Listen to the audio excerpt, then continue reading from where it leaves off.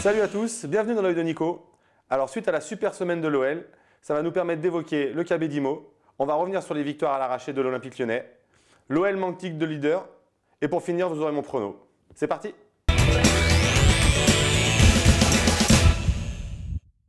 Alors j'aimerais évoquer avec vous le KB d'Imo. Henri Bédimo qui avait une vraie influence l'année dernière sur le jeu de l'Olympique Lyonnais. Meilleur passeur de l'OL avec 8 passes décisives, qui influençait vraiment le jeu sur son côté gauche, qui provoquait, c'était l'atout majeur de l'Olympique Lyonnais. Il a vraiment disparu. Rendez-nous Bédimo, je ne sais pas pourquoi, je ne sais pas ce qu'il a. Depuis qu'il est revenu de la Coupe du Monde, il n'a pas le rendement qu'il avait l'année dernière. Je pensais vraiment qu'avec le recrutement de Christophe Jallet, excusez-moi, l'équipe allait être équilibrée, qu'on allait avoir deux latéraux qui allaient bien déborder, qui allaient apporter offensivement à l'OL. Malheureusement, aujourd'hui, il n'y a que Jallet qui arrive à prendre le jeu à son compte. Il a un peu de déchets dans ses centres, mais en tout cas, il provoque, il apporte une solution offensive qu'apportait l'année dernière Henri Bédimo. Et malheureusement, cette année, je le trouve un peu éteint et j'aimerais qu'il retrouve son rendement parce qu'il était très important à l'Olympique Lyonnais.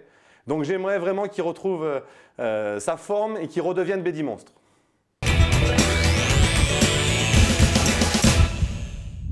Alors ce qui me plaît avec cet OL-là, c'est qu'il ne lâche jamais rien. On a pu voir les deux victoires de la semaine face à Reims et face à Évian. L'OL s'est arraché, ils ont vraiment fait preuve de caractère, ils ont fait preuve d'orgueil, ils ont été menés face à Évian. Ça a été un peu fébrile, je vous l'avoue, enfin moi j'ai trouvé ça un peu fébrile, mais ce que j'ai beaucoup aimé c'est cette force de caractère, de vouloir à tout prix gagner ce match. On savait en regardant le match qu'il allait se passer quelque chose, que l'OL allait gagner le match. Et les victoires les plus difficiles sont les plus belles, c'est ce qui soude un groupe. En général, ça forge une équipe, et l'équipe de l'OL est jeune, donc ça permet d'emmagasiner de l'expérience. Et puis voilà, cette volonté d'aller gagner, de rien lâcher, je trouve ça très très intéressant et j'espère qu'ils continueront à avoir cet état d'esprit parce que c'est ce qui fait qu'une équipe va aller loin et va avoir un très bon classement en fin d'année.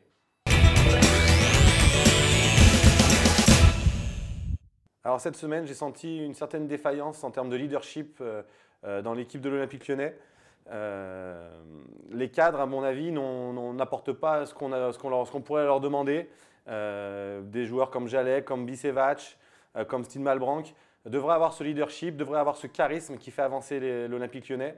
Moi, à mon époque, j'avais la chance d'avoir un leader par ligne. Il y avait Greg dans les buts, il y avait Chris, même Cassapa derrière, il y avait Juninho, il y avait Sonny Anderson. Enfin voilà, nous, on en avait à l'appel.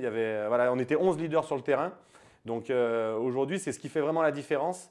Et du fait de la défaillance de ces cadres, en fait, il faudrait, le seul que je vois aujourd'hui vraiment tenir ce rôle-là, c'est Maxime Gonalon, mais il est un peu esselé pour moi. Et ce qu'il faudrait vraiment, c'est que des joueurs comme Alexandre Lacazette, comme Umtiti, du fait de la défaillance des plus anciens et des plus expérimentés, prennent ce rôle-là à cœur, essayent de montrer leur charisme, essayent de développer ce charisme-là pour vraiment devenir des leaders, vraiment faire adhérer à leur état d'esprit et à leur volonté et à leur qualité tous les autres. Il faut vraiment un phare qui conduise tous les autres à un bon résultat. Nous, on avait ça à cette époque-là. Sonny Anderson dans les vestiaires, c'était vraiment un monstre. On pourrait croire que c'était un leader technique, mais c'était aussi un leader de vestiaire. Voilà, il faudrait qu'aujourd'hui à l'Olympique Lyonnais, pour mieux gérer nos matchs, parce que c'est ça, c'est dans la gestion des matchs, il faudrait vraiment que ces jeunes-là prennent un peu plus de charisme et prennent un peu plus de leadership. C'est ce qui fera avancer l'Olympique Lyonnais.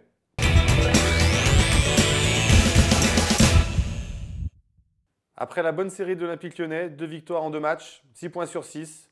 Ils ont fait le score parfait. C'est ce qu'on espérait la semaine dernière. Je ne vous ai pas donné les bons pronos, mais bon, je vous avais pronostiqué les victoires quand même. Cette semaine, on reçoit Caen à domicile. J'espère que l'OL va continuer sur sa lancée. On est à 7 victoires d'affilée à Gerland. J'espère qu'on va en ajouter une 8e. Je pronostique une victoire 2-0 pour l'OL face à Caen parce que j'aimerais que l'OL ne prenne pas de but. Et pour finir, avant de se retrouver jeudi prochain sur olympiquelyonnais.com, il y aura un match de Coupe de la Ligue face à Monaco. Je vois un match un peu compliqué, un peu serré. Monaco est qualifié en Ligue des Champions. J'espère qu'on va gagner 1-0. J'espère qu'on ne fera pas de prolongation. Voilà, ce sera tout pour cette semaine et je vous dis à la semaine prochaine.